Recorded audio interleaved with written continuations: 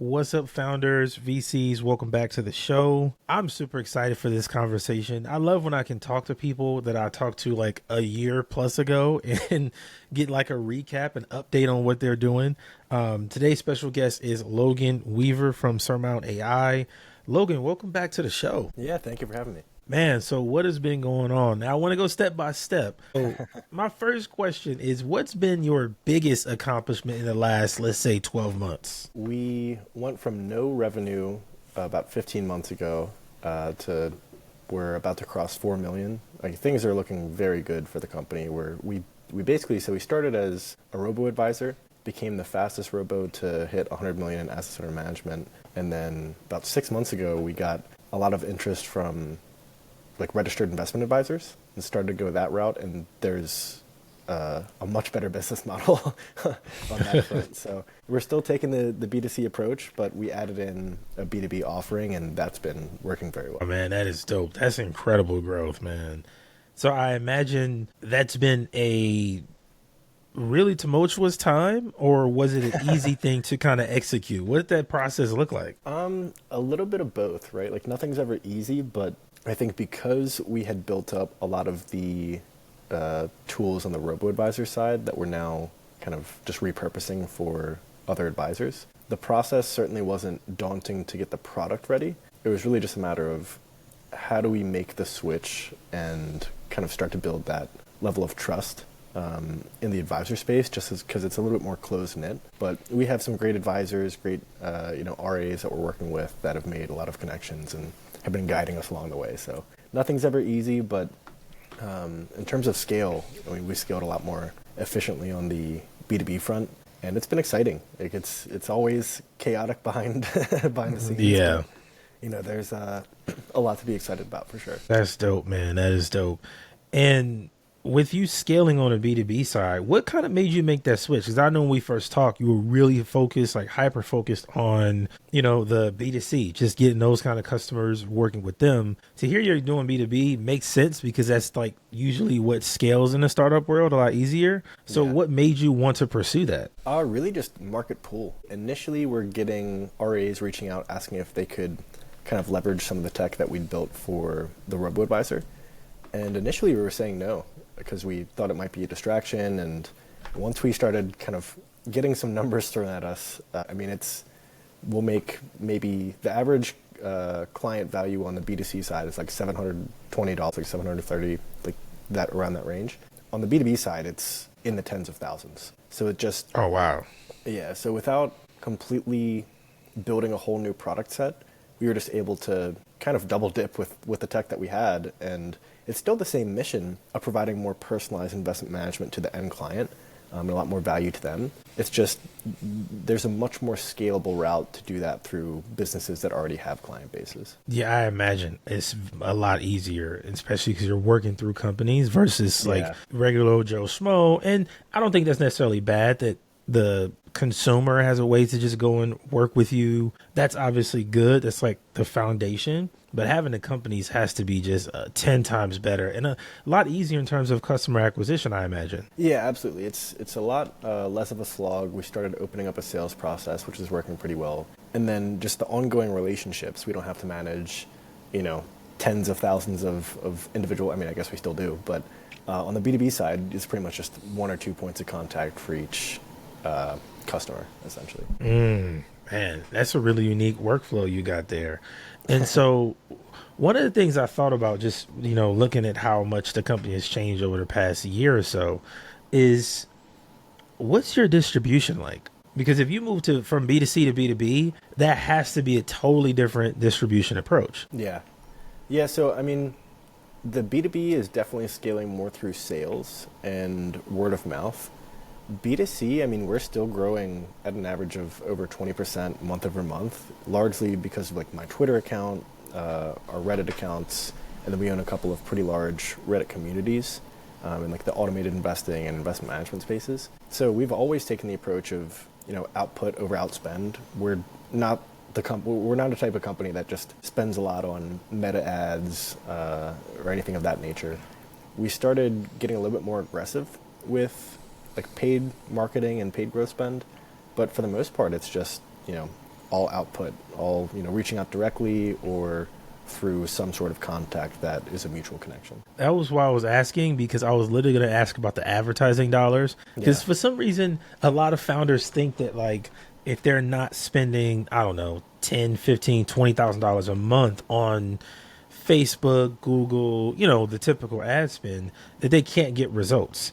But I do think that having a distribution channel is very important if you don't have that ad cash to just spend every month. Exactly. Yeah, we've historically been an intentionally lean funded team. Like we didn't want to take a bunch of VC dollars and then not be able to pivot when we needed to early on before we knew we had something strong. So in that approach, we had to be very frugal. And ultimately, I think that led to the distribution that we have now, which is great. Like it's almost all organic, which is a nice feeling. I don't know how, I don't think that's infinitely scalable, but at least early on, I think it's really good to figure out some sort of organic channel. Because I mean, you just hear time and time again, people, get a funding round and it basically all goes to meta ads and then they don't have too Yeah. much to show for it. Yeah. And I think a lot of companies lean on that because it's like the easy way. And Yeah. what you're doing is a lot harder. Having a Twitter account and actually being out there, being active, talking to people, I think it's a lot more challenging than figuring out ads, the creative and stuff. That's challenging, but I think creating your own distribution channels versus using the ones that exist is a lot more challenging of a path. To an extent, there's definitely a lot more lift in it. But I think the outcome is more rewarding. Our churn numbers are good, our conversion numbers are good, and I think that's largely because we already have some sort of rapport or like people know who we are when they come to the product in many cases. Whereas I feel like oftentimes, we spent less than $100,000 on ads in the history of the company. We've actually seen much higher churn, much lower conversion off of those ad spend, just because unless you really have it dialed in, which transparently we don't, it could be jarring for some people to like, maybe they don't know exactly, like it might sound interesting, but they might not fully understand what they're getting into. And then they sign up and, maybe just churn immediately. So I think for us, we always think about how can we get people into some sort of marketing funnel in a free way for them. Like oftentimes that's through educational or some sort of just interesting market related content. And that feeds into different newsletters, different sign-up flows for different products, and then ultimately, just try to work from mid-funnel down from there, which has been pretty effective. It took us a while to figure out, but I feel like we have it pretty dialed in at this point. There's always room for growth, but at this point, it's definitely working. That's good. So what does your content approach look like? If you're not running ads, I imagine that you have to put more into the content side of things. Yeah, a lot of written content on Twitter, X, I guess, and Reddit. And then we write a lot of blogs, both internally and then on external platforms that are all kind of like we don't ever want to be car salesmen where it's like, oh, we're talking about so-and-so, sign up for Surmount. Like, I think that's kind of a bad approach, and that's always off-putting for me. So it's more so offering free value and then having a pretty, like, I don't know how to articulate it of a non-car salesman way of getting somebody in the loop. It could be a newsletter of, if you're interested in this topic, sign up for this free newsletter. I think oftentimes just getting people into that marketing channel for free has been our approach so far. And so, I mean, I guess we do still spend on growth. It's more so like the video content that we make, the written content that we make, and then have, kind of distributed for us. But I think it's a much, like, we control basically the entire distribution pipeline as opposed to hoping that, a meta ad or a TikTok ad gets in front of the right client and then at the right time, et cetera. So I think for us, it's just a matter of getting as many touch points as we possibly can in a way that's actually valuable to them. Yeah, I think the touch points is huge. And it's good that you're leaning into the content because what I'm learning from talking to so many founders is there's really only two paths. Either you spend a ton on ads or you put that time, energy, money into your own content. Those are like the two paths to growth, essentially. Yeah. And I mean, I think the latter is very strong because that in itself is an asset for the company. Like people start to, the founder of Better, I was talking to him one time, like BETR. He did the exact same thing. Like they have when they got their seed round or something, they built a content studio, and then they just are constantly like they're a machine just creating content. So I think to your point, that's a modern way that some companies, if they can figure it out, it can be a huge asset to them. And I think we're a lot of the way there. I've seen a lot of companies that are doing a much better job at it, but I think for us, it's worked so far. It's something that we're definitely going to continue leaning into. And I mean, it's producing results. So until it doesn't, we're going to keep doing it. Right. I like it. I like it. So what about your team? How has your team changed in the last year or so? Because if you went from only B2C, now you're in B2B, if you scale, where you got over 100 million in assets you're managing, you have to have grown this team. You have to. Slightly. So we have pretty much the same team construction as we did probably about a year ago. We've moved a lot more onshore. So a lot of the same positions that were being filled with like nearshoring or offshoring, they're pretty much all U.S., Canada, and then a couple of like the nearshoring South American countries. That's been great just because everybody's sleep schedule is a little bit better for one. Yeah. And then we haven't gone from when I talked to you a year ago, we were probably a team of 6. We're 8 full time right now, and then we're basically building out a second team of 4 that's going to manage the B2C side, because most of our effort is going into these registered investment advisors. Like the RA space is primed for disruption right now, and I think just the tech that we've built over the past couple of years seems to be providing a lot of value into it. So you were able to get to this next level without adding 20 team members. I think that might be another misconception of the startup world. Because when I interview some, people just are in the space, even some VCs, they really harp on team a lot. In terms of having a bigger team. And I think sometimes the kind of lie you tell yourself is, well, if we add more people, that immediately means we add more value. And I don't know if that's always the case. Yeah, no. VCs are always going to tell you to have a bigger team because they want you to spend your money faster in many cases. So that's actually the main question that I asked VCs is like, what is your expectation on how quickly we spend X amount of money that we're talking about raising? And I think for us, we've always been a very frugal team. And I am a huge fan of small teams. Like you can get a lot done with a small team of A+ players. And if you guys are focused on a same mission and just have a good process of actually executing, then I mean you can get, I feel like, a lot more. Just every team member that you add in, it's going to add to bureaucracy. It's going to potentially change the culture a little bit. So I think I watched a podcast the other day with Dylan Feld, where he was talking about that when they were starting to see a lot of signs of product market fit, he regretted not hiring more aggressively. I think we're experiencing some of that right now. Like we need to double down on like customer support. But aside from that, I think we're getting a lot done with a team of sub 10. I think, and even, say we raise $10 million next month. I don't think we would go from, the team size it is now to adding 20, 30 more people. Like, I just don't see the value in doing that. I think that's more of like a long-term, like you hire when you need to hire, essentially, not when you have money. Yeah, I think that's a good point. I like your perspective on that.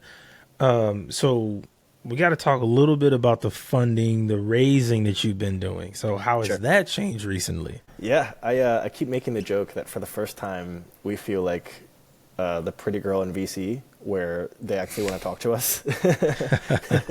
We've never really gotten great angel interest, but we've never really played the VC game. For the first time, I mean, we have funds every day, every other day reaching out to us, which is great.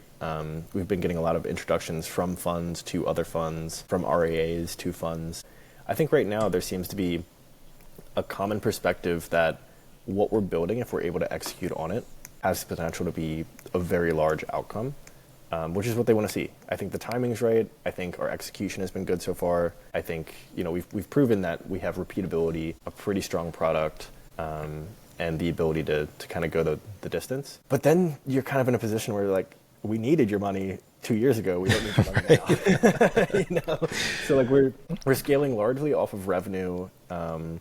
And the funding from existing investors. We have a great list of existing investors, as well as a couple of advisors that either just sold their company or just had some sort of outside exit that came in as investors. So I don't know. I think for us, the best position to fundraise is when you don't need to fundraise, and we find ourselves in that position a good bit. I do see the value in running our first like official VC process, because that would unlock a lot for us. Like we've always been very lean, which going back to that point, it would give us the firepower to really like double down on branding, double down on sales, like some of the areas that I think could, take us from where we are now to 10x, from where we are now. I don't know. I think it's interesting, right? Like the problem that I'm facing right now is like, who's the right fit and why?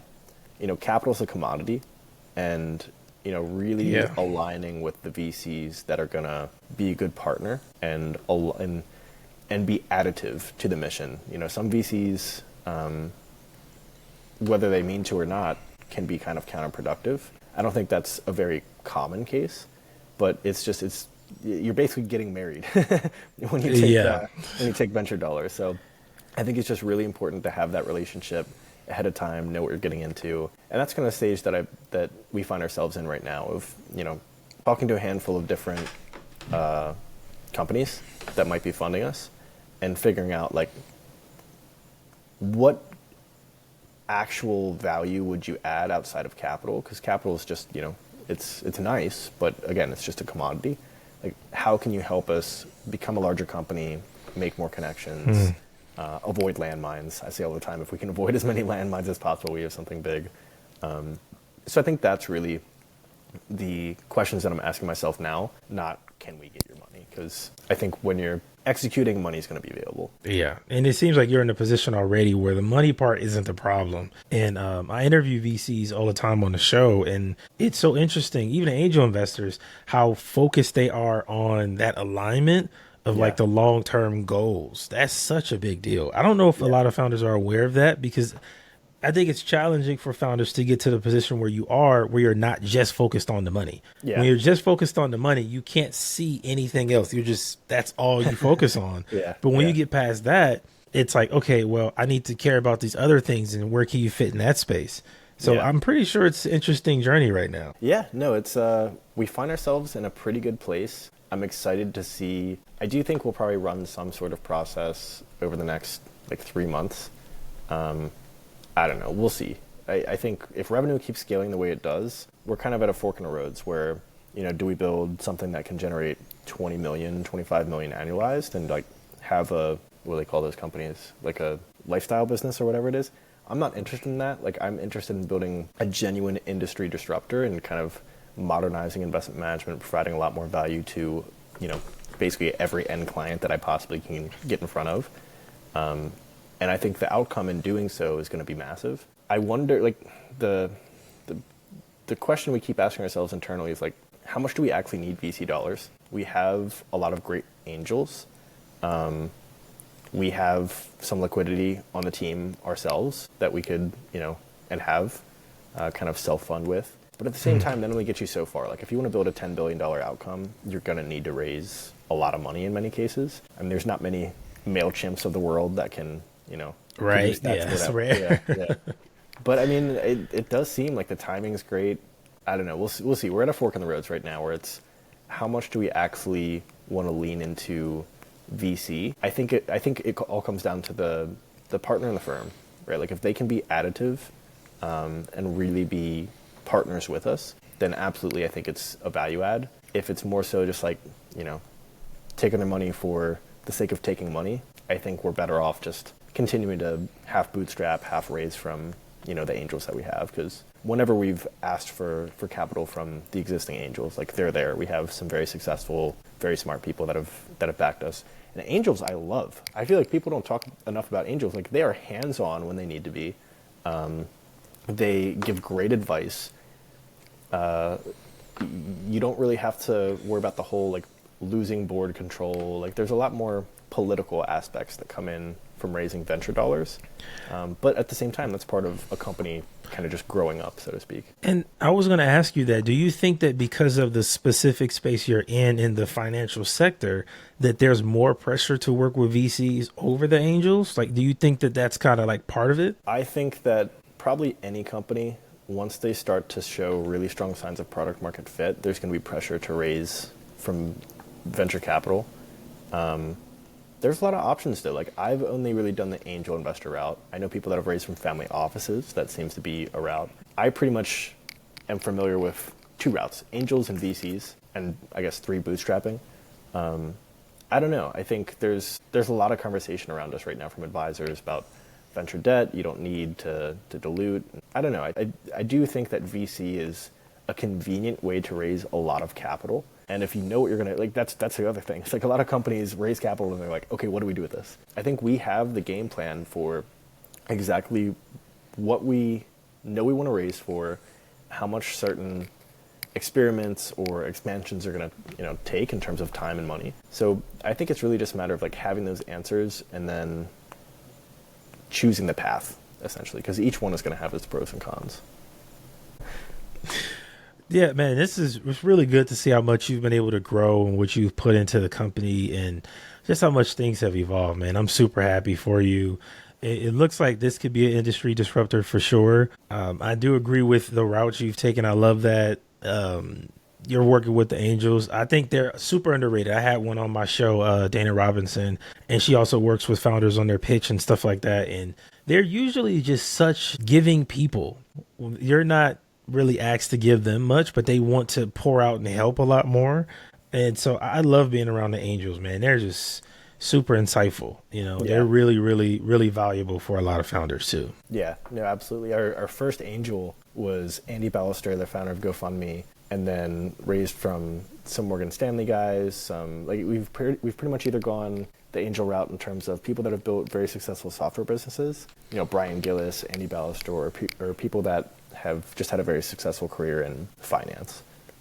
So I think that's helpful in a lot of ways. When we raised our pre-seed round, we didn't need money. We've always had, transparently, we bought a bunch of crypto when we were in college. So that's what, that's kind of like the rainy day fund.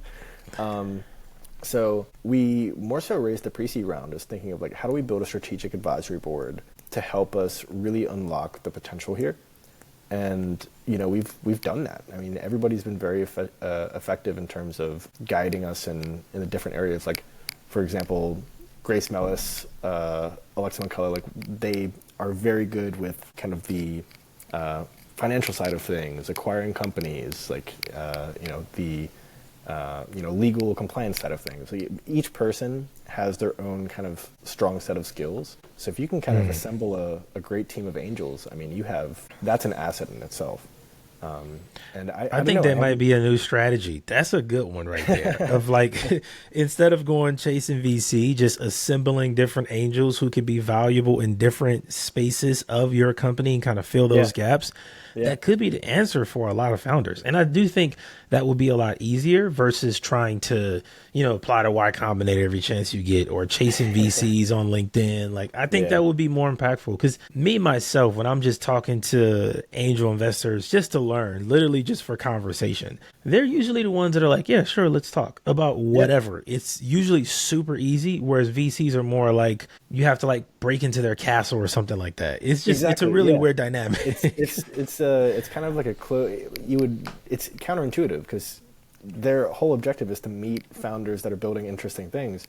But even if you're building an interesting thing, if you don't have a connection to that VC, chances are they're not going to reply. Yes. Angels are another way to, oftentimes they know VCs. Their friends are VCs. They invest with the VCs. So that's another way to kind of, backtrack into relationships into the VC space. That's been pretty much how we've met all of our VCs, either through angels or other VCs. Wow. Man, this is a really good conversation. It's great to see how much you've grown the company and the progress you've been making, man. We got to do this in another year. We got to keep it once going. A year, annual tradition. Right. Let the people know where they can find you and check out Surmount AI. Yeah. It's just Surmount.ai, and then we also have SurmountWealth.com if you're accredited. And then you can find me. My most popular social media is going to be X, Twitter, which is just Logan Weaver. And I write a lot about, it's actually, we spend a lot of time trying to find unique stories and different things to talk about, in regards to the market. So like different investors who have, built, huge portfolios or had some sort of success, different like historical, information about the markets. We try to be very informative, and it's been great. My Twitter went from basically just like my hometown friends to, a pretty decent following in probably about a year and a half. So I think, the more that we can give good content out there, and feel free to shoot me a DM and ask for something or give some feedback. But yeah, check out Surmount, check out my Twitter, and let me know what you think about both. All right, Logan, thanks for being on the show. Yeah, thank you for having me, Chris. This is great.